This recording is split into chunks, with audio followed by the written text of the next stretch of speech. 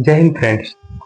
जैसा कि last class में हमने देखा था, इकोनॉमिक्स का chapter 3 money and credit, class 10 की एनसीईआरटी है ये।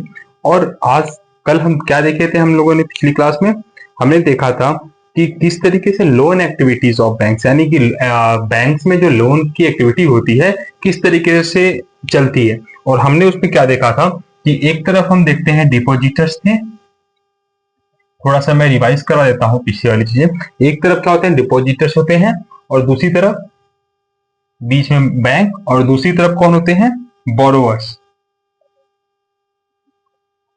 डिपॉजिटर्स यानी कि जो लोग पैसे जमा करते हैं बैंकों में, बैंक में जो लोग पैसे जमा करते हैं। और बोरोवर्स क्या होते हैं, जो बैंकों से पैसे को प्राप्त करते हैं, यानी कि लोन के रूप में कौन लेते हैं, बोरोवर्स लेते हैं। और डिपॉजिटर्स अपने पैसे बैंक्स में जमा करते हैं। और यही डिपॉजिटर जब चाहे तब ये क्या करते हैं, बैंक से पैसे अपना वापस ले सकते हैं। और बोरोवर्स जब यहां से पैसे ले लेता है, किससे, बैंकों से पैसे ले लेता है, तो वो क्या करेगा, बोरोवर्स यहां से फिर इसके बाद बैंक को वापस करेगा विथ इंटरेस्ट।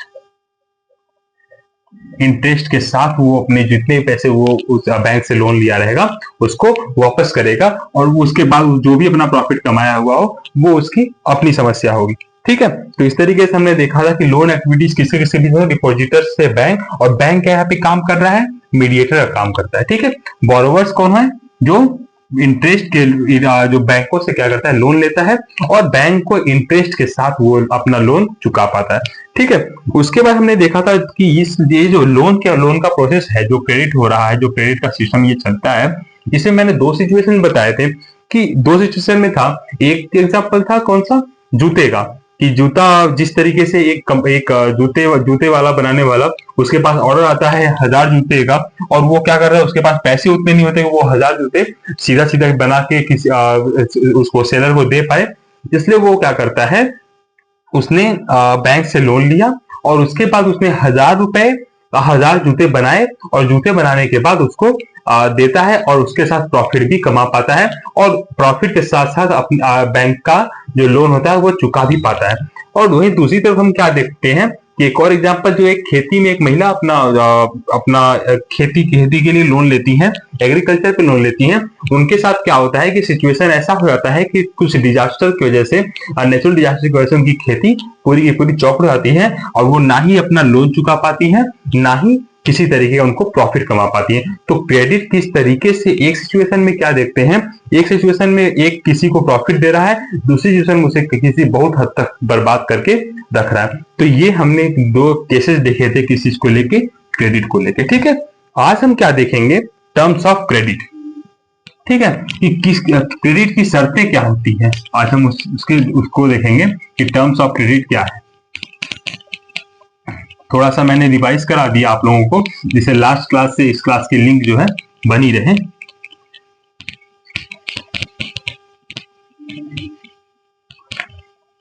दो मिनट का टाइम लगेगा, just wait.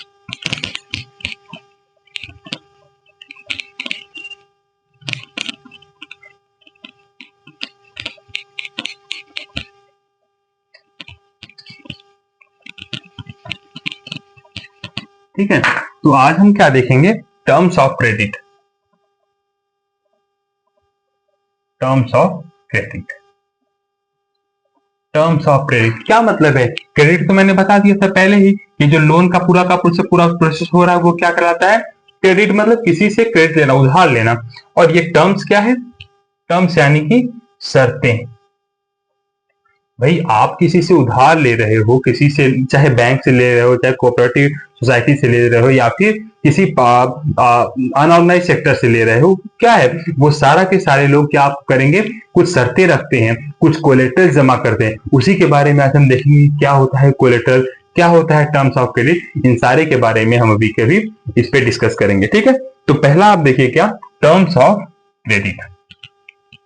Terms of credit, इसमें नोट करिएगा, कुछ पॉइंट ऐसे हैं जो नोट करने वाली चीजें हैं।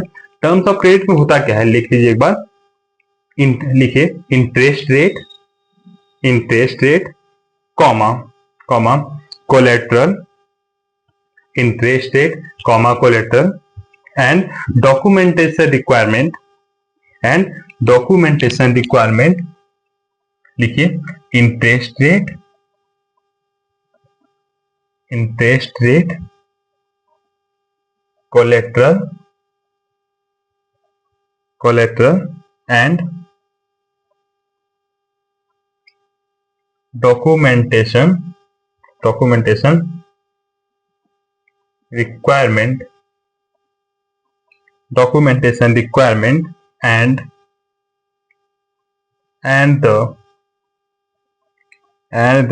and the mode of repayment together comprise that is called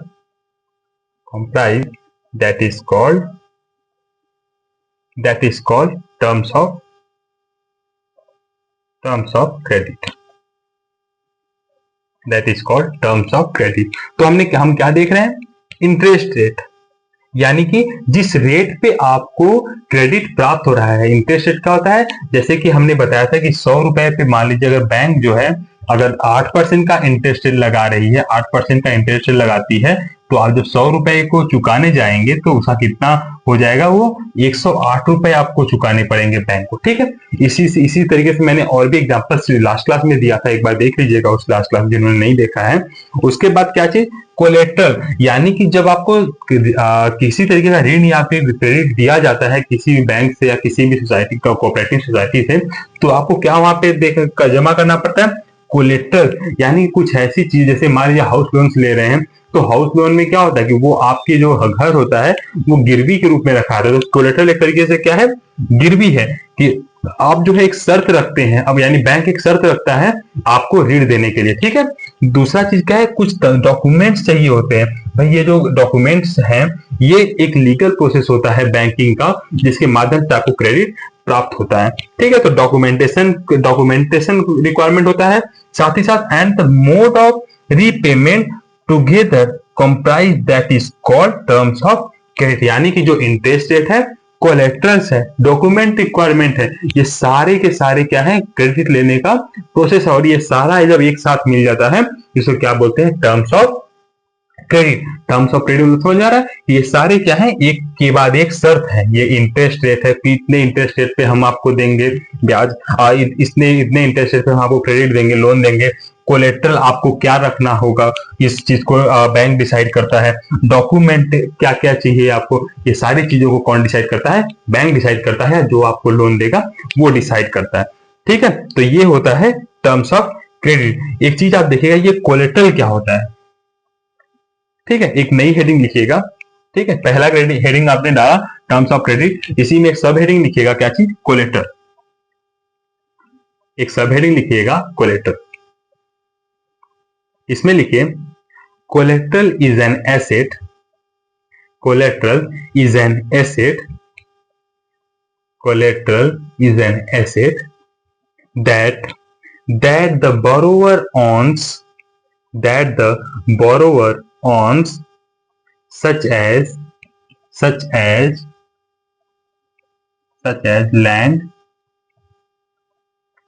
land,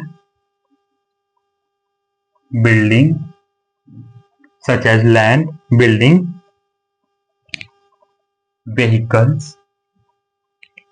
vehicles, livestock and deposits with banks,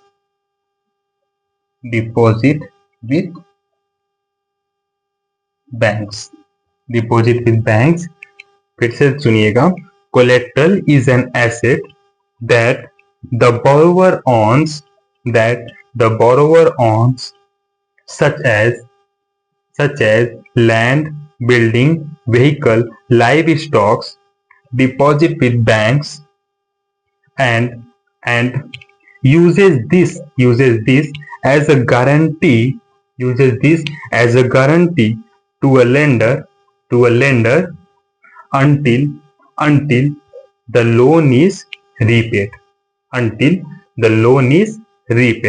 तो समझ आ रहा है कोलेटरल क्या कहना चाह रहा है ये पॉइंट ये कह रहा है कोलेटरल इज एन एसेट, यानी कोलेटरल एक ऐसी चीज है, एक ऐसा एसेट है जिसमें क्या होता है कि जो जैसे मान लीजिए हम अगर लोन लेने जा रहे हैं, तो अगर मान लीजिए किसी भी तरीके का हम लोन लेते हैं, इसमें क्या मैंने देखना such as land, buildings, vehicles, live stock.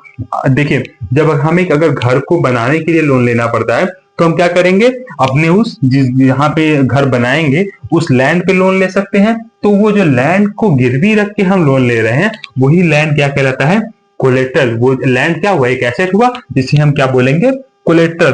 तो वो लैंड को हम गिरवी रखते हैं, या फिर अगर हम कोई हाउस का मेंटेनेंस कराते हैं तो उस घर के लिए अगर लोन लेते हैं तो घर को गिरवी रखते हैं। उसी तरीके से व्हीकल्स को जब हम कभी आजकल आपको पता है कि कितनी आसान तरीके से बुलेट वगैरह जो है आसान क्रेडिट पे आप लोग को देखते होंगे कि मिल जाता है। कैसे मिलता है भाई, आज के रेट में व्हीकल खरीदना एकदम नॉर्मल हो चुका है।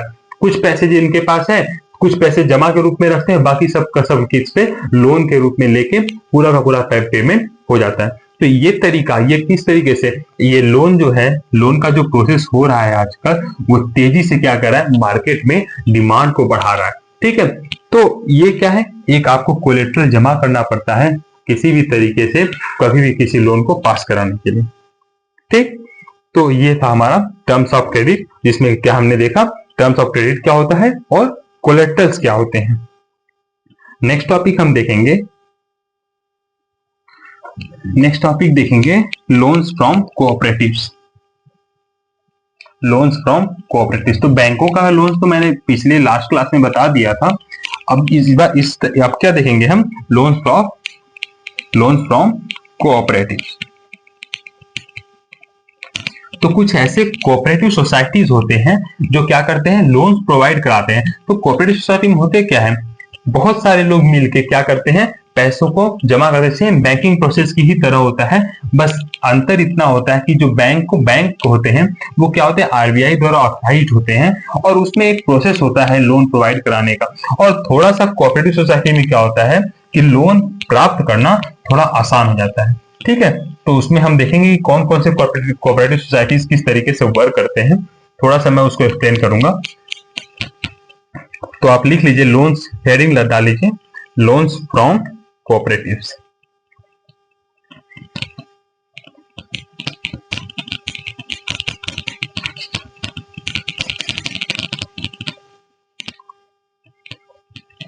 Loans from cooperatives.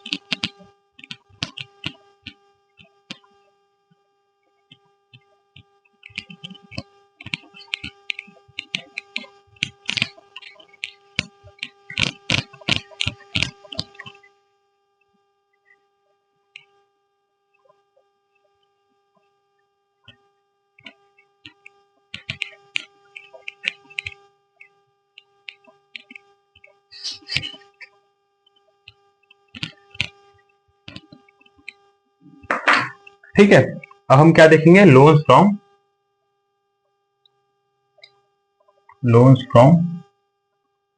Cooperatives. Loans from cooperative, तो कुछ कोऑपरेटिव सोसाइटीज होते हैं, जैसे मान लीजिए एग्जांपल के लिए, एग्जांपल्स फार्मर कोऑपरेटिव्स,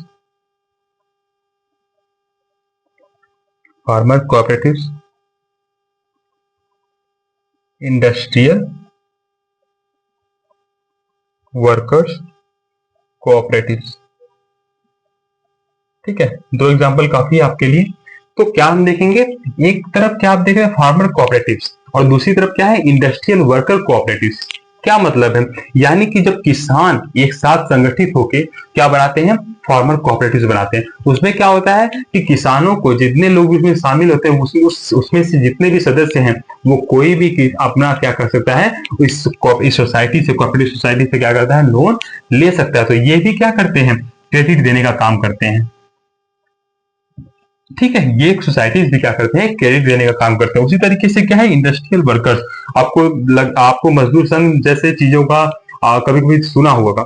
ठीक है, तो वो मजदूर संघ कहाँ से आता है, यही इंडस्ट्रियल वर्कर्स का जो कोऑपरेटिव होता है, जो संगठन बन के तैयार होता है, वो क्या करता है, वो भी कहीं ना कहीं अगर वर्कर्स को जरूरत पड़ता है आवश्यकता अनुसार, वो क्या करते हैं, उनकी मांगों को, यानी उनके, एक तो वो काम करते हैं कि अपने मांगों को यानी अपने अधिकारों के बारे में डिमांड करते हैं, किससे, जो इंडस्ट्रीज के ऑनर होते हैं या फिर गवर्नमेंट से। और दूसरी चीज वो क्या करते हैं कि एक दूसरे की हेल्प के रूप में वो क्या करेंगे, बैंक, जिस तरीके से बैंक क्रेडिट देता है उसी तरीके से ये सोसाइटीज भी, कोऑपरेटिव सोसाइटीज भी क्या करेंगे, एक दूसरे को लोन प्रोवाइड कराते होंगे, जो अपने सदस्य उनके होते हैं उनको। ठीक है, तो इस तरीके से क्या होता है कि जो कोऑपरेटिव्स हैं वो लोन्स को या क्रेडिट को देते हैं अपने सोसाइटीज के मेंबर्स के लिए। ठीक है, तो वहां पे क्या होता है कि हर एक कोऑपरेटिव सोसाइटी में जितने भी मेंबर्स, मान लीजिए 10 से 15, मान लीजिए 15 मेंबर्स हैं, तो ये क्या, ये सारे एक दूसरे को जानने समझने वाले होते हैं। तो यहाँ पे क्या होता है, कोलेट्रल नाम की चीज थोड़ी सी,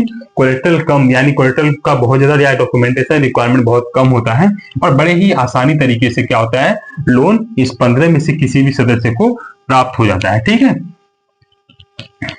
ये था हमारा क्या, कोऑपरेटिव सोसाइटीज का क्या प्रोसेस। ठीक है, आगे देखिए, आगे हम देखेंगे formal formal sector credit in India. अगला टॉपिक हमारा होगा, नोट करिएगा,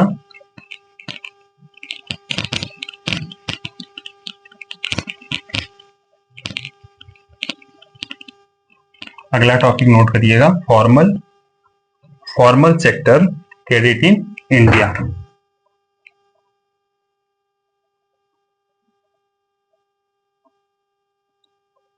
formal sector credit in India.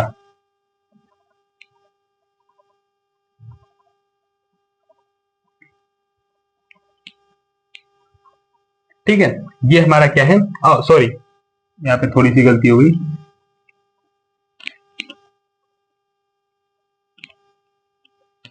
यहाँ फॉर्मल और इनफॉर्मल दो सेक्टर्स होते हैं, उनके बारे में देखेंगे।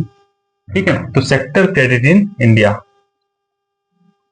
ठीक क्या है, हम देखेंगे किस चीज के बारे में, कि क्रेडिट के लिए कितने प्रकार के सेक्टर्स हमारे इंडिया में पाए जाते हैं। तो मेनली जो हमारे यहाँ मिलते हैं वो क्या होते हैं, दो प्रकार के होते हैं, एक होता है फॉर्मल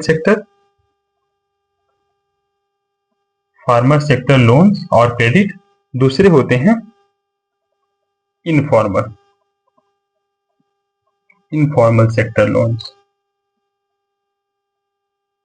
ठीक है, तो दो तरह के लोन हमारे यहाँ मिलते हैं, एक क्या होते हैं फॉर्मल सेक्टर लोन, दूसरे क्या होते हैं इनफॉर्मल सेक्टर लोन। ठीक है, इसमें हम देखेंगे कि इन दोनों के बीच में डिफरेंस क्या होता है। तो जैसा कि नाम से लग रहा है आपको, फॉर्मल मतलब कि ऐसे ऐसे लोन जो हमें मिलते हैं, जो कि जैसे कि बैंक से जो लोन मिलते हैं, जो कोऑपरेटिव सोसाइटी से लोन मिलते हैं, यानी जहां पे डॉक्यूमेंटेशन रिक्वायर्ड होता है, जहां पे एक लीगल तरीके से प्रोसेस होता है, उसे क्या हम बोलते हैं फॉर्मल सेक्टर लोन, जहां पे एक लीगल प्रोसेस के माध्यम से हमें लोन मिलता है। इनफॉर्मल सेक्टर, जैसे कि हम किसी भी व्यापारी के पास गए, अपने गांव में आप लोग देखते होंगे कि व्यापारियों के पास लोग जाते हैं, कहते हैं कि भाई हमें जो है इतना पैसा आप दे दीजिए, और उस इसमें क्या होता है, इनफॉर्मल सेक्टर में व्यापारी अपने मनमाने तरीके से क्या करता है, क्रेडिट पे लोन पे जो है इंटरेस्ट लगाता है। जबकि यहाँ क्या होता है, यहाँ पे फिक्स अमाउंट, हर एक मतलब अमाउंट पे एक फिक्स रेट होता है, इंटरेस्ट रेट एक फिक्स होता है, चाहे वो आरबीआई की गाइडलाइन के अकॉर्डिंग, चाहे वो उस बैंक के गाइडलाइन के अकॉर्डिंग,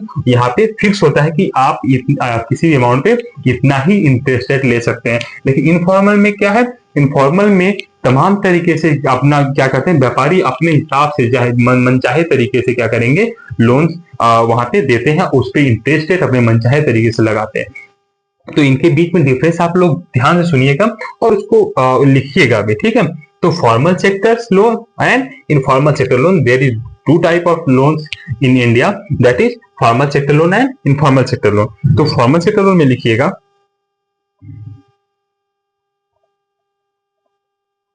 इसमें लिखिए, in this sector in this sector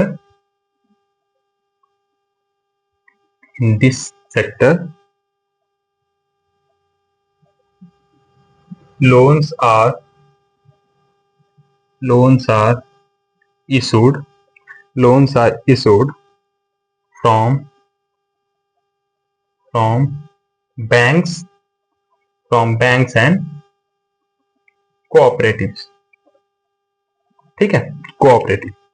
in this sector loans are issued from banks या फिर कोऑपरेटिव्स के माध्यम से। और इनफॉर्मल सेक्टर में क्या हम देखते हैं, इनफॉर्मल सेक्टर में क्या होता है, लोन्स आर इशूड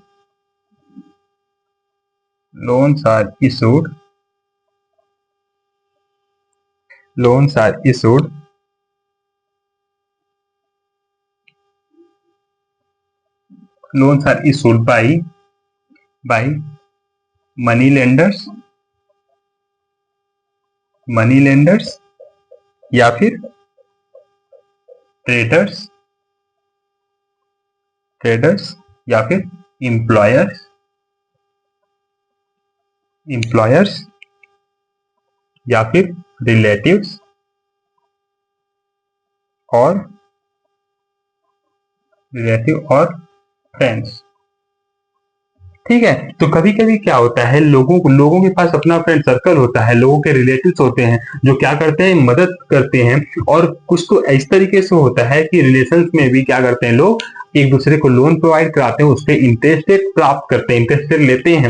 ठीक है, तो हम क्या देखते हैं, loans are issued.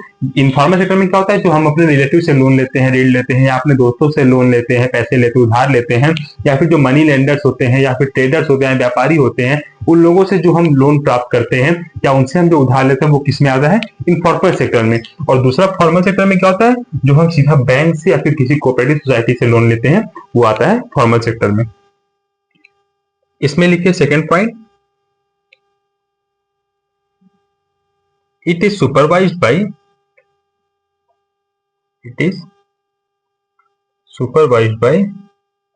RBI। it is supervised by RBI। ठीक है, फॉर्मल सेक्टर में जो लोन्स होते हैं वो किसके अंडर में दिए जाते हैं, आरबीआई के एक सुपरविजन, मतलब उसके ऊपर ध्यान का केंद्रित रखता है कौन, आरबीआई नियंत्रित रखता है किसके ऊपर, जो लोन्स फॉर्मल सेक्टर में दिए जाते हैं। ठीक है, इनफॉर्मल सेक्टर में हम क्या देखेंगे, इनफॉर्मल सेक्टर में देयर इज नो सुपरविजन। ठीक है, there is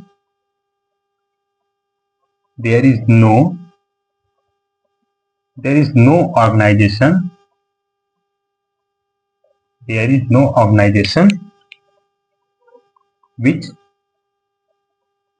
which supervise the credit। ठीक है, तो इसमें क्या होता है कि यहाँ पे कोई भी ऐसा ऑर्गेनाइजेशन नहीं, जैसे यहाँ पे एक आरबीआई एक ऑर्गेनाइजेशन है जो क्या करता है, सुपरवाइज करता है फॉर्मल सेक्टर में लोन में। यहाँ क्या है, there is no organisation which supervise the credit, यानी कि जो इसमें लोन दिया था इनफॉर्मल सेक्टर में, वहां किसी भी तरह कोई सुपरविजन नहीं होता, यहाँ किसी तरह कोई जवाबदेहिता नहीं होती है। मनचाहे तरीके से व्यापारी क्या करता है, क्रेडिट इंटरेस्ट रेट अपना जो है लगाता है और उसी तरीके से जबरदस्ती वसूली भी करता है उसके। अब वो कोलेटरल के रूप में भले ही कुछ ना लेता हो, पर एक बड़ी मात्रा में लोगों को नुकसान उससे पहुंचता है। ठीक है, जबकि फॉर्मल सेक्टर में क्या होता है, ये एक लीगल प्रोसेस होता है, पूरा डॉक्यूमेंटेशन के अकॉर्डिंग जो है सारा प्रोसेस होता है, पूरा का पूरा लोन इशू होता है। और ये सुपरवाइज किया जाता है एक संस्था के माध्यम से, जो आरबीआई है, जो इंडिया में सबसे बैंकों का बैंक जिसे बोला जाता है आरबीआई। ठीक है, उसके सुपरविजन में ये वर्क करता है, किसमें, कौन सा चीज, फॉर्मल सेक्टर लोन। ठीक है,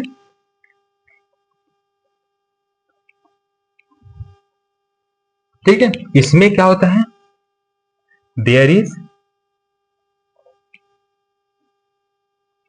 फिक्स इंटरेस्ट रेट। यहां इंटरेस्ट रेट क्या होता है, फिक्स होता है, पर यहां पे क्या है, there is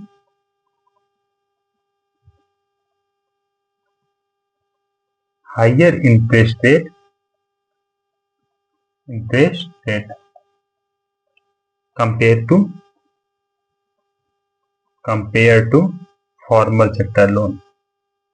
compare to formal sector loan, ठीक है, तो इसमें क्या होता है, यहाँ पे एक फिक्स इंटरेस्ट रेट, यहाँ जो फॉर्मल सेक्टर लोन्स होते हैं उसमें आप देखेंगे कि ये fixed amount, fix interest rate लगाया जाता है, ठीक है, फिक्स रहता है वो चीज इंटरेस्ट रेट। और इसमें क्या होता है, there is higher interest rate, किसके कंपेरिजन में, फॉर्मल सेक्टर के कंपेरिजन में यहाँ पे मनमाने तरीके से पहली बार इंटरेस्ट रेट लगाता है। दूसरी चीज क्या है कि यहाँ पे फॉर्मल सेक्टर के अपेक्षा यहाँ पे इंटरेस्ट रेट अधिक होता है। ये मनचाहे तरीके से व्यापारी जो ट्रेडर्स होते हैं, मनी ट्रेडर्स होते हैं, कोई रिलेटिव है जो भी है, अपने मनमाने तरीके से वो क्या करता है, मजबूरी का फायदा उठाता है और उस पर क्या करता है, इंटरेस्ट रेट अधिक लेता है, ठीक है।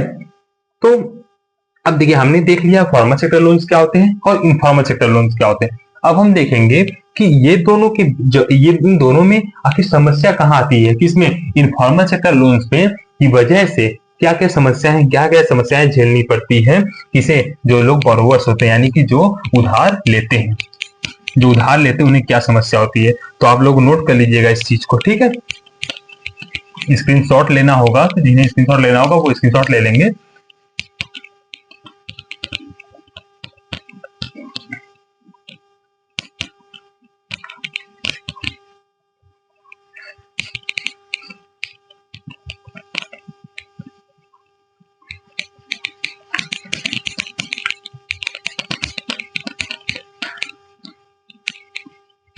एक बार कम से कम जितना मैंने पढ़ाया है अभी फॉर्मल सेक्टर और फॉर्मल सेक्टर, उसको थोड़ा सा रिवाइज करिए, जिससे कि आपका क्या हो कि कम से कम आप अपने स्तर पे तो प्रॉब्लम ढूंढ पा रहे हैं कि नहीं ढूंढ पा रहे हैं, इस चीज को थोड़ा देखते रहिए कि क्या इसमें प्रॉब्लम्स क्या हो सकते हैं, किस तरीके से समस्याएं झेलनी पड़ती हैं कि हैं लोगों को फॉर्मल सेक्टर में या इनफॉर्मल सेक्टर में, उसकी बात आप देखिएगा क्या होता है,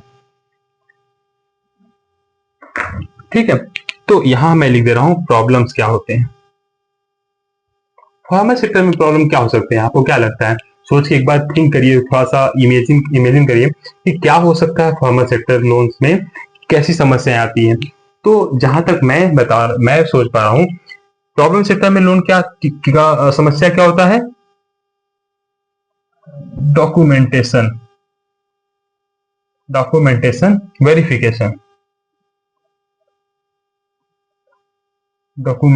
वेरिफिकेशन जो होता है इज टू टफ, ठीक है। इसमें क्या होता है कि जो डॉक्यूमेंट का वेरिफिकेशन प्रोसेस होता है वो बड़ा ही लेंदी और टफ होता है, बहुत ज्यादा लंबा, एक समय लगता है लंबा। इसमें क्या है, इसकी समस्याएं क्या है कि यहाँ पे एक तो इंटरेस्ट रेट क्या होता है, इंटरेस्ट रेट बहुत ज्यादा होता है, और दूसरी समस्या क्या है कि यहाँ जो बोरोवर्स हैं वो अक्सर क्या होते हैं, घाटे में होते हैं, और एक ऋण की जाल में वो क्या होते जाते हैं, धीरे धीरे फंस जाते हैं, किसमें, इनफॉर्मल सेक्टर लोन्स में, ठीक है। यहाँ पे लिखा हुआ है एनसीईआरटी में, higher cost of borrowing means a larger part of the earning of the borrowers is used to repay the loan. यानी जब यहाँ पे इंटरेस्ट रेट, आप देखिए थोड़ा सा इसको समझने का, थोड़ा सा इसको कॉन्सेप्चुअल है। इंटरेस्ट रेट जैसे ही हाई होगा, आप सोचिए कि अगर आपको 100 रुपए का लोन प्राप्त हो किसके माध्यम से, इनफॉर्मल सेक्टर में, और इस पे आपको 20% का इंटरेस्ट रेट देना पड़ रहा है, यानी 120 रुपए अब आप क्या करोगे, पे करोगे। और आपको इस 100 रुपए के लोन लेने के बाद इसमें जो टोटल आपको क्या मिल रहा है, मान लीजिए 110 रुपए ही, 100 रुपए का इन्वेस्ट कहीं कर रहे हैं किसी भी काम में, या खेती में 100 रुपए लगा रहे हैं, तो आपको वहां से आउटपुट कितना मिल रहा है, 110 रुपए, और आपको लोन कितना पेमेंट, उनका रिपेमेंट कितना करना पड़ रहा है, 120 रुपए। तो जो 10 रुपए का नुकसान हो रहा है वो क्या करता है, इस आदमी को जो इनफॉर्मल सेक्टर से लोन ले रहा है वो बड़ी समस्या, यानी वो 10 रुपए का नुकसान उठाएगा, तो वो अगली बार क्या करेगा कि खेती में किसी तरीके का इन्वेस्टमेंट नहीं करेगा। एक एग्रीकल्चर एक मैं एग्जांपल दे रहा हूँ, उसी तरीके से और भी तमाम जो ऑर्गेनाइजेशन है या और भी तमाम जो सेक्टर्स होते हैं उसमें भी इसी तरीके से हम देख सकते हैं किस चीज को, नुकसान को, ठीक है। तो इनफॉर्मल सेक्टर में जब इंटरेस्ट रेट हाई होता है तो आदमी क्या होता है, उसको जब उसकी प्रॉफिट कम होती है या फिर अपने बचत से उसको अलग से पैसा देना पड़ जाता है, तो ऐसे कंडीशन में वो क्या करता है, हतोत्साहित हो जाता है किस चीज को लेके कि भाई इंटरेस्ट यानी लोन को लेके हम वो उसके अंदर नकारात्मक सोच उत्पन्न हो जाता है, ठीक है। और फॉर्मल सेक्टर में हमने क्या देखा, documentation verification is too tough. तो इसमें क्या होता है कि डॉक्यूमेंटेशन वेरिफिकेशन जो इतना टफ है कि जो गरीब लोग हैं वो अब आसानी से ऋण प्राप्त नहीं कर पाते हैं, लोन उन लोग को आसानी से नहीं मिल पाता है। ये रीजन है कि इसमें फॉर्मल सेक्टर में यही रीजन है कि बैंक से या कोऑपरेटिव सोसाइटीज वगैरह से लोन लेने से गरीब हिचकिचाते हैं और इनफॉर्मल सेक्टर से लोन लेते हैं, और यही उनका कारण बन जाता है गरीबी के दुष्चक्र में वो क्या दोबारा से फंसते चले आते हैं और ऋण की जाल में आकर फंस जाते हैं। ठीक है, ये गरीबों के लिए सबसे बड़ी समस्या होती है। अब इसके लिए हम क्या कर सकते हैं, वे टू फॉरवर्ड देख लेते हैं। तो ये हमारी क्या थी, समस्याएं थी किस चीज को लेके, फॉर्मल सेक्टर और इनफॉर्मल सेक्टर दोनों ही सेक्टर्स में जो समस्याएं थी वो उस समस्या के बारे में हमने बता दिया। अब हम देखेंगे वे टू फॉरवर्ड। ये समझ तो आया है ना आप लोग? कमेंट में एक बार जरूर आप लोग बताइएगा कि समझ आया कि नहीं आप लोगों को, या समझ आ रहा है कि नहीं आ रहा है।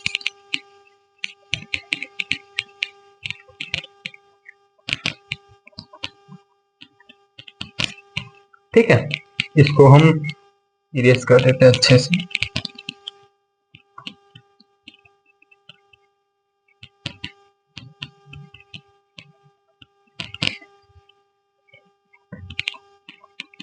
ठीक है, अब हम देखते हैं way to forward. Way to,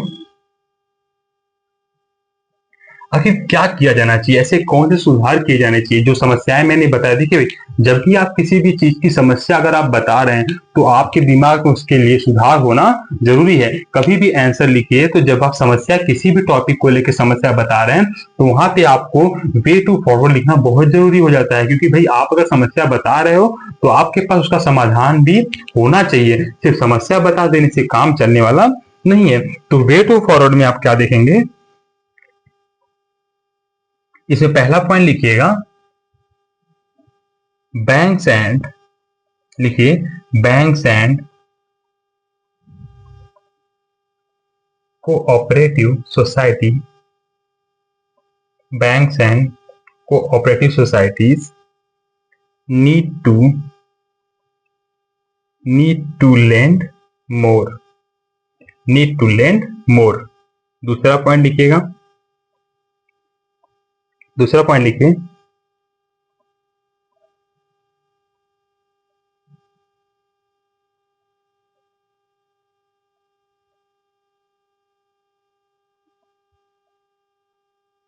ठीक है। तो हम क्या एक काम कर सकते हैं कि जो बैंक्स हैं और कोऑपरेटिव सोसाइटी उन्हें क्या करना चाहिए कि बड़ी मात्रा में लोन्स को प्रोवाइड करना चाहिए इजी वे में, एक आसान रास्ते में, जिससे क्या हो हर आदमी तक वो क्या हो लोन जो है प्रोवाइड करा हो सके, यानी हर आदमी उस तक पहुंच सके, क्रेडिट तक पहुंच सके। इसलिए क्या करना चाहिए, इन्हें बड़ी मात्रा में लोन को प्रोवाइड करना चाहिए, और वो भी लोन जो प्रोवाइड कराने का तरीका वो क्या हो बहुत ही आसान हो, आसान तरीके से। ठीक है, अब ये सोचिए कि जब अगर ये कोऑपरेटिव सोसाइटी या बैंक हैं बड़ी मात्रा में लोन प्रोवाइड करेंगे तो इससे क्या होगा, लोगों को इंटरेस्ट रेट यानी लो इंटरेस्ट रेट पे, लो इंटरेस्ट रेट यानी इंटरेस्ट रेट क्या होगा, लो होगा तो उनको क्या होगा, उन लोगों को प्रॉफिट ज्यादा होगा और उनका इनकम प्रॉफिट प्लस होगा और उनका इनकम क्या होगा वो बढ़ेगा। समझ में आ रहा है कैसे? इंटरेस्ट रेट अगर कम इंटरेस्ट रेट पे उनको मिलता है, कम इंटरेस्ट रेट पे अगर उनको मिलता है तो आप क्या देखेंगे कि उस पर प्रॉफिट उन्हें क्या होगा ज्यादा मिलेगा, और प्रॉफिट अगर ज्यादा मिलता है तो उनको इनकम क्या हो जाएगा, उनका बढ़ जाएगा। ठीक है, आगे देखिएगा, आगे देखिए वे टू फॉरवर्ड में सेकेंड पॉइंट आप लिखिए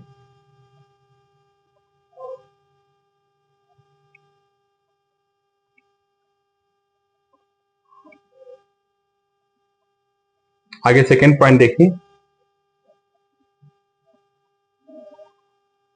ठीक है, आगे देखिए जब उन्हें आसान तरीके से क्या होगा, इंटरेस्ट एक आसान तरीके से इंटरेस्ट रेट मिलेगा तो वो क्या करेंगे, they could grow crops do business and setup small scale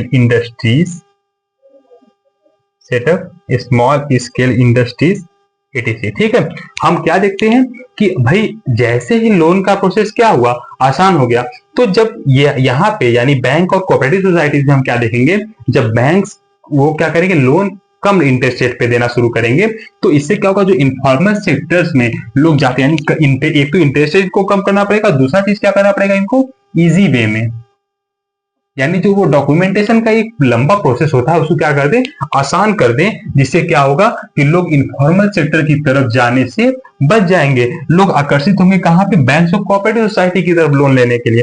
और जब वो इस तरीके से लोन लेंगे तो वो क्या करेंगे, जब आसान लोन मिलेगा, आसान शर्त में मिलेगा, टर्म्स जो है उसके आसान इजी होंगे, इंटरेस्ट रेट कम होगा, तो वो क्या करेंगे, इन्वेस्ट करने की तरफ तेजी से जाएंगे। और जैसे ही इन्वेस्टमेंट, किसी भी इकोनॉमी का एक पार्ट होता है इन्वेस्टमेंट, और जैसे इन्वेस्टमेंट बढ़ेगा इकोनॉमिकल ग्रोथ क्या हो जाएगा, बूम कर जाएगा। ठीक है, इकोनॉमिकल ग्रोथ बूम कर जाएगा, बहुत तेजी के साथ वो फिर इकोनॉमिक्स, इस कंट्री की इकोनॉमिक्स ग्रोथ करेगी। कैसे, यहाँ पे देखिए, दे कुड ग्रो क्रॉप्स, अगर वो क्रॉप्स उगाएंगे तो उसी मात्रा में क्या करेंगे, कॉमर्शियल क्रॉप्स को वो उगाना शुरू करेंगे, क्योंकि उनको आसान रेट पे जो है लोन मिल रहा है। और क्या, अगर वो नई नई बिजनेसेस, यानी जैसे आजकल एमएसएमई पे गवर्नमेंट प्रोवाइड करा रही है, क्या चीज, लोन 1 लाख या 1.5 लाख के आसपास तक का लोन क्या करता है गवर्नमेंट, ऐसे प्रोवाइड करता है कि भाई आप एमएसएमई यानी ये छोटे उद्योग क्या करें, आप स्थापित करें, छोटे उद्योग यानी कि जैसे छोटे मोटे दुकान हो गए, या इस तरीके से आप क्या करें, कम से कम एक शुरुआत करें।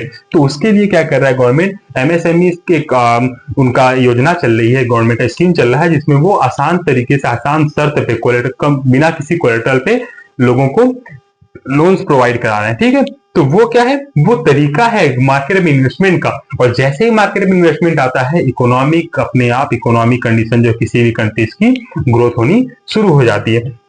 तो ये क्या रास्ता, एक हमने बताया कि बैंक्स और कोऑपरेटिव सोसाइटी क्या होने चाहिए, एक इजी, एक रास्ता, एक आसान शर्त पे होनी चाहिए। दूसरी चीज क्या है, इंटरेस्ट रेट लो इंटरेस्ट रेट पे होना चाहिए। साथ ही साथ हम क्या देखेंगे कि जितना ज्यादा हो सके उतना ज्यादा ऋण की सुविधा लोगों को उपलब्ध कराने का प्रयास करना चाहिए, किसे, बैंक्स ऑफ कोऑपरेटिव सोसाइटीज को। ठीक है, एक इसमें डेटा दिया हुआ है, 84% of the loans taken by poor households in the urban areas are from informal sources. इसमें दे रहा है कि जो अर्बन एरियाज में क्या है, 84% of the loans taken by poor households in the urban areas are from informal sources। तो अर्बन एरियाज में यानी शहरों में करीब 84% जो पुअर पीपल्स हैं, पुअर लोग हैं, वो क्या कर रहे हैं, इनफॉर्मल सोर्सेज से, यानी कि यहां से इनफॉर्मल सेक्टर्स लोन्स जो है ले रहे हैं। 84% एक बड़ी संख्या होती है। आप सोच सकते हैं कि यही गरीब लोग क्या होंगे, इसके शिकार होंगे, किसके, जो लोग गलत तरीके से उनको लोन प्रोवाइड कराते हैं, और साथ ही साथ वो क्या करेंगे, जबरदस्ती किसी भी तरीके से अपने लोन्स को इनसे हायर इंटरेस्ट रेट पे इनसे वसूली करते हैं। तो झेलता कौन है, गरीब झेलता है। और जो पहुंचे फकीर हैं, यानी कि जिनके पास पैसे अच्छे खासे, जिनकी पहुंच अच्छी है, वो क्या करेंगे, सीधा बैंक्स के पास जाएंगे, लो इंटरेस्ट रेट पे अच्छी खासी सुविधा के साथ उन्हें क्या मिल जाता है, लोन्स मिल जाता है, और वो मार्केट में इन्वेस्टमेंट करते हैं, और उसी तरीके से उनको क्या होता है, पैसे और प्रॉफिट कमाते हैं। प्रॉफिट कमाने के साथ साथ वो धीरे यानी अमीर होता चला आता है। और जो गरीब है, इसी कारणवश जो ये इनफॉर्मल सेक्टर से लोन उनको मिलता है, यानी कि ये जो प्रोसेस इनके हैं फॉर्मल सेक्टर के बैंक यानी बैंक या कॉर्पोरेट सोसाइटी के जो समस्या, जो उनके साथ जो वो क्रेडिट देने के लिए जो इतनी बड़े लेंदी जो है प्रोसेस करते हैं, उसको ये पुअर पीपल झेल नहीं पाते हैं। इसके लिए क्या करते हैं, इनफॉर्मल सेक्टर के पास जाते हैं, और इनफॉर्मल सेक्टर में समस्याएं आपको मैंने पहले ही बता दिया है। ठीक है, इस तरीके से। तो इसमें एक और देखिए पॉइंट लिखा हुआ, the rich household are availing cheap credit from formal lenders, यानी जो कौन है, जो रिच पीपल्स है, रिच हाउस होल्ड्स हैं, वो क्या कर रहे हैं, इनफॉर्मल सेक्टर से, ये जो फॉर्मल सेक्टर है, बैंक्स और कोऑपरेटिव सोसाइटी से आसान तरीके से ऋण उनको मिल जाता है, और वहाँ एक लो इंटरेस्ट रेट पे, और जिससे वो क्या करते हैं, प्रॉफिट लेते हैं। Whereas the poor household have to pay a large amount for borrowing, और वही जो पुअर पीपल्स है वो क्या करते हैं, वो बोरोइंग यानी उधार के लिए क्या करते हैं, एक बड़े इंटरेस्ट रेट, बड़ी अधिक मात्रा में इंटरेस्ट रेट पे करते हैं। जैसे कि मैंने 100 रुपए पे जो एग्जांपल दिया था कि 100 रुपए अगर लेते हैं और उस पे वो क्या कह रहे हैं 120 रुपए चुकाना पड़ रहा है, जबकि उनको आउटपुट उस 100 रुपए के इन्वेस्टमेंट से कितना मिल रहा है, 110 रुपए। तो उन्हें 10 रुपए का जो नुकसान हो रहा है, ये जैसे एग्जांपल दे रहा हूँ, तो वो 10 रुपए का उनका नुकसान हो रहा है। इस तरीके से न जाने कितने गरीबों का पेट जो है पेड़ मारा जा रहा है। तो इस तरीके से क्या हम देखते हैं इनफॉर्मल सेक्टर और फॉर्मल सेक्टर कैसे हमारी इकोनॉमी में क्या रोल, क्या इनकी भूमिका है। ठीक है,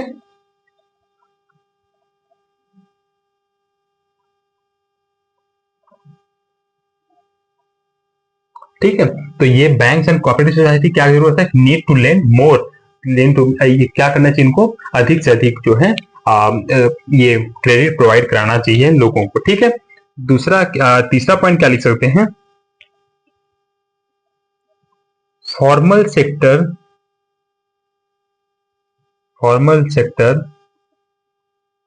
needs to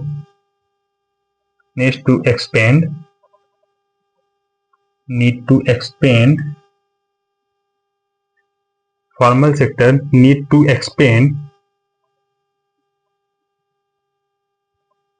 formal sector loans, यहाँ पे लोन्स लिख लीजिएगा,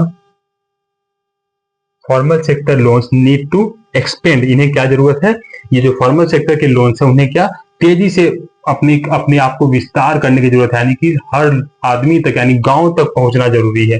कहाँ पे, रूरल एरियाज के किसानों तक इनको पहुंचने की जरूरत है। जो बैंक्स हैं, बैंक जो लोन प्रोवाइड कराते हैं वो आसानी से ग्रामीण लेवल पे, इसीलिए आप देखते हैं कि ग्रामीण बैंक कुछ ऐसे हैं जो क्या करते हैं, लोग किसानों को बड़े ही आसान शर्तों पे लोन प्रोवाइड कराते हैं।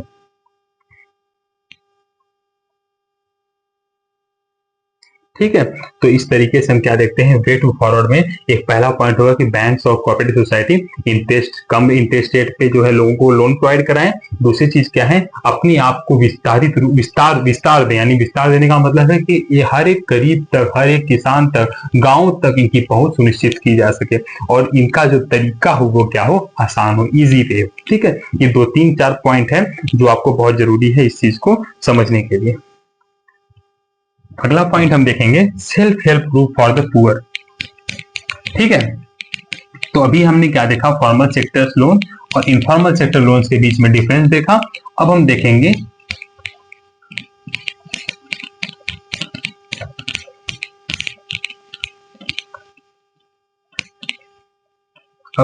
किस तरीके से self help group for the poor, गरीबों के लिए जो सेल्फ हेल्प ग्रुप है एक, वो किस तरीके से वर्क करता है उनको लोन प्रोवाइड कराने में, या उनके जो अधिकारों का सम्मान करने के लिए जो सेल्फ हेल्प ग्रुप्स हैं वो किस तरीके से वर्क करते हैं।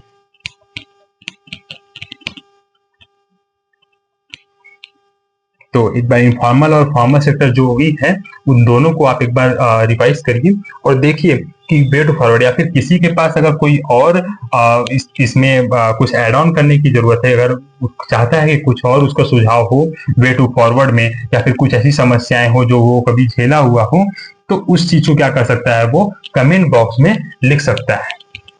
ठीक है, जिससे उसके बारे में मुझे भी जानकारी हो सके, साथ ही साथ जो लोग हमारा वीडियो देख रहे हैं उन्हें भी इन चीज की जानकारी मिल सके।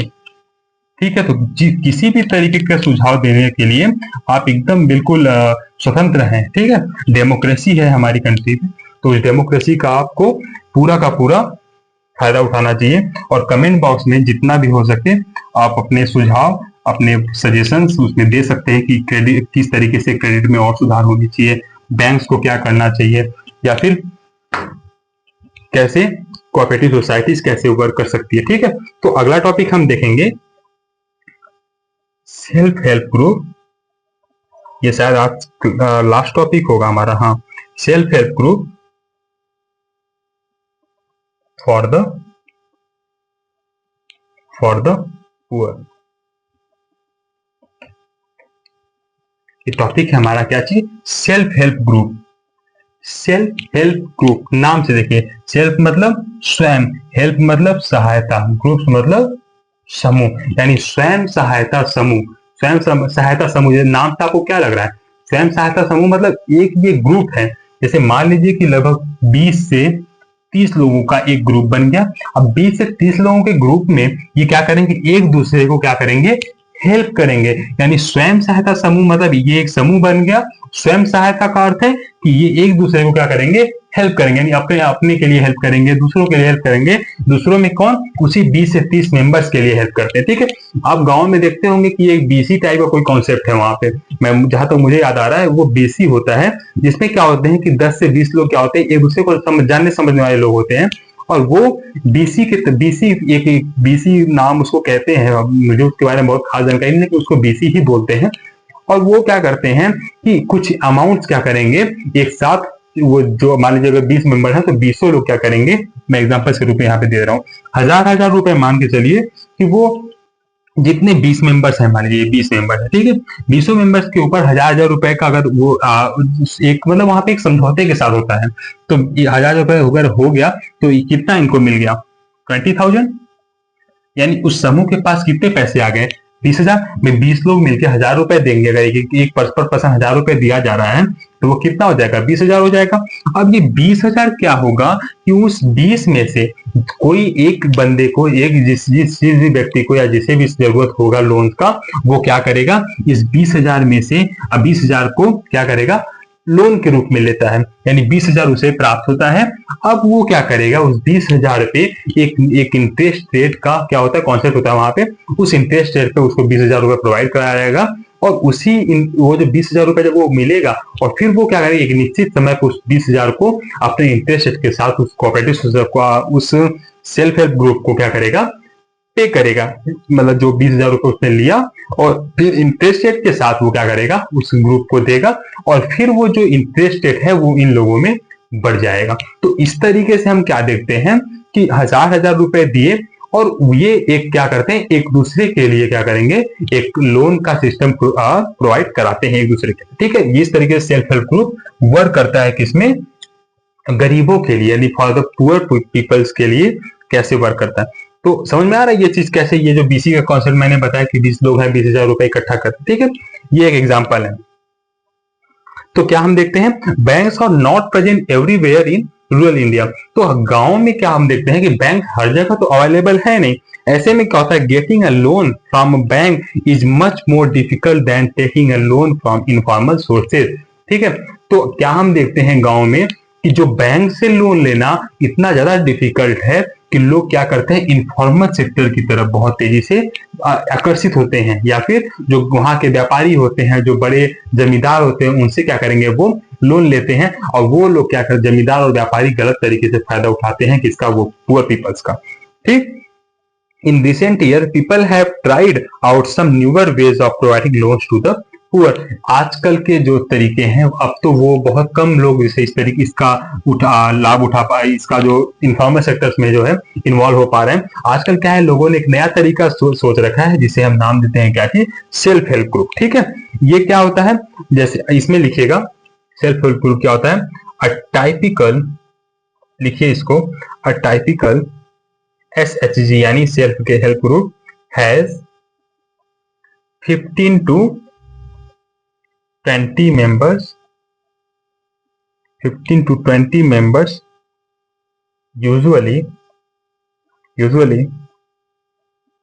belonging to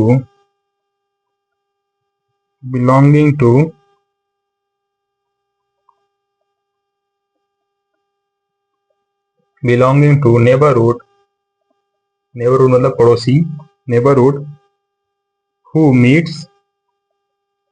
meet and save regularly।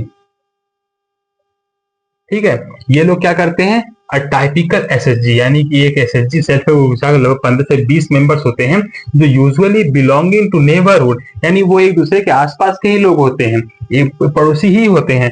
Who meet, जो मिलते हैं, और क्या करते हैं, सेव रेगुलरली, यानी वो एक निश्चित अमाउंट हमेशा सेव करते हैं, और उसे क्या करेंगे, सेल्फ हेल्प ग्रुप में जमा करते हैं। और जिसे भी उस लोन की यानी जरूरत पड़ता है, वो इस सेल्फ हेल्प ग्रुप के माध्यम से बिना किसी कोलेक्टर्स के वो क्या करते हैं, वहां से लोन पा सकते हैं, और फिर मार्केट में इन्वेस्टमेंट करके प्रॉफिट कमा के, और वो जो लोन के बदले उनको इंटरेस्ट रेट के साथ उसको क्या करेंगे, पे करते हैं। ठीक है, इस तरीके से सेल्फ हेल्प ग्रुप वर्क करता है। और इसमें क्या होता है, सेल्फ हेल्प ग्रुप में और पॉइंट्स लिखिएगा,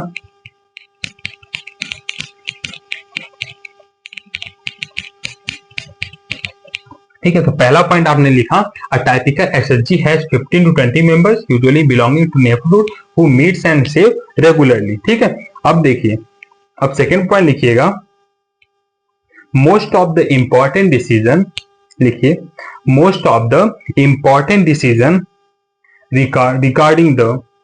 regarding the most of the important decisions regarding the savings and loan activities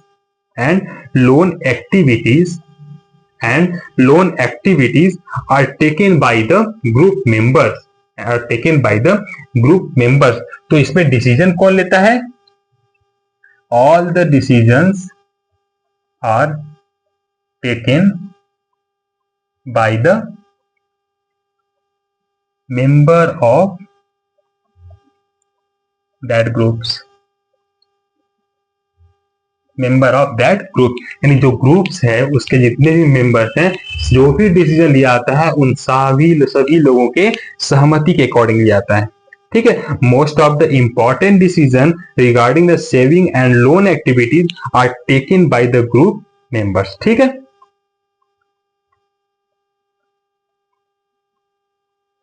ठीक है, और इसमें क्या होता है, जो ग्रुप के मेंबर्स हैं वही डिसाइड करते हैं किस चीज को, कि इंटरेस्ट रेट कितना होगा, समय कितना होगा, कितने समय में पेमेंट करना है, किसे कितना पैसे देना है, कितना पैसा सेव करना है, कितने पैसे क्या करेंगे, हर सभी से वसूली करेंगे। ये सारे डिसीजन कौन लेता है? इसमें सेल्फ हेल्प ग्रुप के लोग ही लेते हैं, यानी जो उसमें मेंबर शामिल होते हैं वही लेते हैं। ठीक है, इसका एक प्रॉफिट है, अब इसमें लिख लीजिए एक चीज, अब ये जो सेल्फ ग्रुप है ना, जब सेल्फ हेल्प ग्रुप में लोग यूनाइट हो जाते हैं, यानी लोग मिल जाते हैं एक सेल्फ हेल्प ग्रुप के माध्यम से, या अपने आप को क्या करेंगे, लोन प्रोवाइड करते हैं, इसका एक प्रॉफिट ये होता है कि जो बैंक्स है ना, बैंक्स बिलीव ऑन एसएचजी, यानी बैंकों का जो विश्वास होता है वो क्या होता है, सेल्फ हेल्प ग्रुप पे बहुत ज्यादा हो जाता है। इससे क्या होता है, जो इसके मेंबर्स होते हैं इन्हें इजी वे में इंटरेस्ट जो है, in easy way they got loans. ठीक है, एट लो इंटरेस्ट है। ठीक है, ये क्या होता है, ये एक आसान तरीके से, जब सेल्फ हेल्प ग्रुप के ऊपर बैंकों का विश्वास ज्यादा बन जाता है, इससे क्या होता है कि आसानी से इन्हें क्या होता है, इनके जो मेंबर्स उन्हें लोन प्रोवाइड कराता है, क्योंकि ये जब लोन अगर बैंक जब इन्हें प्रोवाइड करता है किसी मेंबर्स को, तो उसकी जवाबदेहिता उन सारे के सारे जो मेंबर्स हैं वो सब उस चीज को विश्वास दिलाते हैं कि अगर ये आदमी किसी तरीके से अगर भागता है या फिर पैसे उधार लेके निकल जाता है, तो उसकी जिम्मेदारी पूरे के पूरे सेल्फ हेल्प ग्रुप के जितने भी लोग हैं, उस मेंबर्स हैं उसमें, उन सभी लोगों की होगी।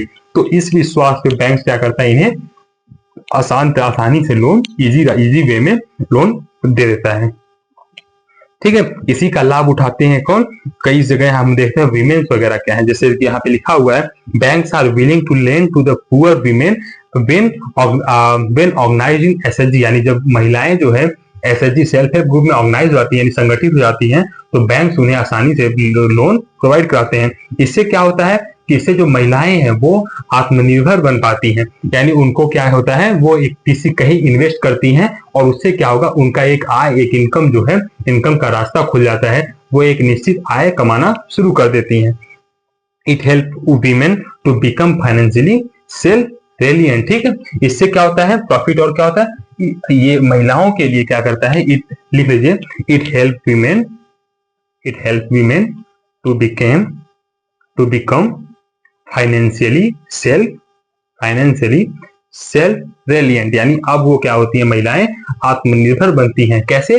क्योंकि वो जब सेल्फ हेल्प ग्रुप में ऑर्गेनाइज हो जाती हैं महिलाएं, तो उनके ऊपर बैंक जो है विश्वास अधिक रखते हैं, और उन्हें आसानी से क्या करेंगे, लोन प्रोवाइड कराते हैं, और जैसे ही लोन प्रोवाइड कराते हैं वो क्या करेंगे, वो मार्केट में इन्वेस्ट करेंगे तो वो क्या, उससे प्रॉफिट कमाएंगे, और प्रॉफिट कमा के इंटरेस्ट रेट भी चुकाएंगे, और साथ ही साथ अपने आप को अपना जो है सेविंग्स भी रखेंगे, और अपने आप को आत्मनिर्भर भी बना सकेंगे।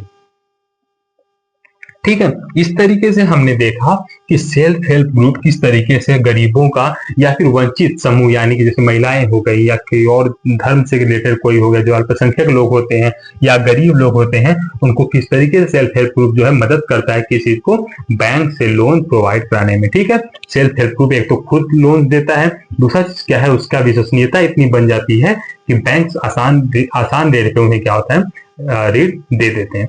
ठीक है, तो हाँ, इस पूरे के इस तरीके से हमारा ये जो चैप्टर्स है, क्या नाम है इसका, मनी एंड क्रेडिट, ये क्लास 10 का इकोनॉमिक्स का चैप्टर है, ये इस तरीके से आज समाप्त होता है।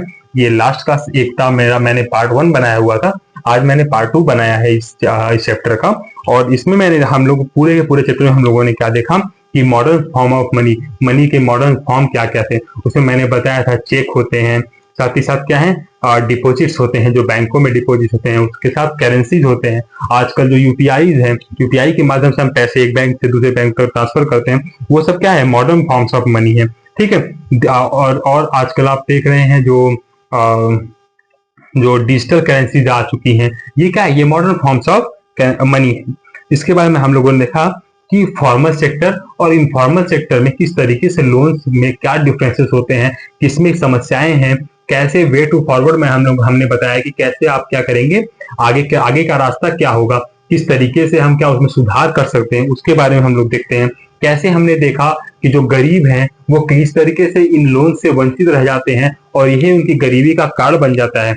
और इसके बाद हम लोगों ने और दूसरी तरफ क्या देखते हैं कि जो अमीर लोग हैं वो आसान रेट पे ये लोन प्रोवाइड, उनको लोन आसान रेट पे मिल जाता है, आसान तरीके से मिल जाता है, या वो बैंकों से इस तरीके से जुड़े होते हैं, पहुंचे हुए लोग होते हैं, वो उनको लोन आसानी से मिल जाता है और वो मार्केट में इन्वेस्ट करते हैं और अमीर क्या होते हैं, और अमीर होते चले जाते हैं वो प्रॉफिट कमा के। जबकि पुअर पीपल के साथ क्या होता है, ये इनफॉर्मल सेक्टर की तरफ जाते हैं जहां उन्हें मनमाने तरीके से इंटरेस्ट रेट लिया जाता है। यानी मैं तो ऐसा देखता हूँ कि बड़े बड़े जो हमारे कभी कभी गांव में मैं देखता हूँ कि व्यापारी लोग जो हैं वो एक अपने मनमाने तरीके से इंटरेस्ट लेते हैं, भाई 1000 रुपए पे 20% इस तरीके से, यानी वो पर मंथ, और उनको पेमेंट करना पड़ता है 10,000 रुपए लोग किसी को अगर देते हैं तो उस पर 1000 रुपए पर महीने, एक महीने का 1000 रुपए क्या करते हैं वो उनसे लेते हैं। ये एक बड़ा अमाउंट होता है एक गरीब को चुकाने के लिए। ठीक है, तो वो क्या करते हैं, इस तरीके से गरीब क्या होते हैं, इसके शिकार हो जाते हैं, एक ऋण जाल में फंस जाते हैं और गरीबी के दुष्चक्र में वो पड़े रह जाते हैं। इस तरीके से ये चैप्टर समाप्त होता है। ठीक है, अगर जो भी आपको समझ में ना आए, किसी को लगा हो कि चैप्टर में कुछ छूट रहा हो, तो एक बार जरूर आप हमें बताइएगा कमेंट बॉक्स में। और बाकी आगे की क्लास भी होती रहेगी और इस तरीके से चैप्टर 3 हमारा समाप्त हुआ। ठीक है, जय हिंद, थैंक यू।